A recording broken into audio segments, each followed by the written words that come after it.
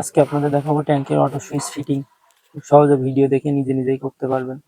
এই যে আমি ট্যাঙ্কির অটো সুইচটি আনবক্সিং করে নিয়ে ট্যাঙ্কির যে অটো সুইচের ওয়েট আছে সেই ওয়েটটি আমি এখন লাগিয়ে নিলাম।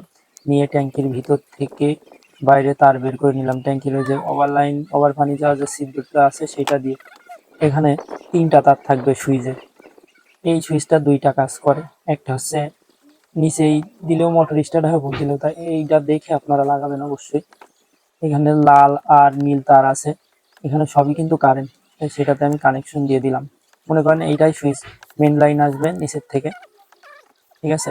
আর এখান থেকে একটা মোটরে যাবে। দেখেন আমার সুইচ ফিটিং হয়ে গেছে, কত সুন্দর কাজ করে। দেখেন যখনই আমি সুইচ ওপর করতেছি সেখানেই পানি বন্ধ হয়ে যাচ্ছে, যখনই নিচে করতেছি সেখানে আবার স্টার্ট হচ্ছে। কত সুন্দর দেখেন সুইচ ফিটিং। তো আমি এটা কতটুকু কাজ করে আপনাদের, এটা তো হাত দিয়ে দেখাচ্ছি, এবার আপনাদের প্র্যাকটিক্যালি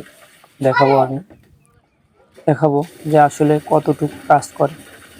আর এটা কাজ করার পরে যতটুকু ওয়েট লাগবে সেতটুকু ওয়েট দিয়ে আপনারা তারটা সুন্দর করে বেঁধে দেবেন কিংবা টেপ মেরে দেবেন। না হলে ওই যে আমার যতটুকু লাগবে আমি সেতটুকু দিয়ে দিচ্ছি, তারপরে পানির উপরে ভেসে থাকবে এটা।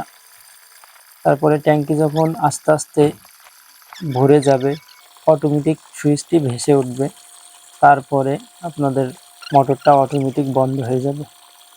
ভিডিওটা দেখেন, এই দেখেন বন্ধ হয়ে গেছে অটোমেটিক। এই যে আবার যখন এরকম নিচে হয়ে যাবে, ট্যাঙ্কির পানি শেষ হয়ে যাবে, তখন আবার এমনভাবে মোটর স্টার্ট হয়ে যাবে। আবার যখন ট্যাঙ্কি ভরে যাবে আবার মোটর বন্ধ হয়ে যাবে।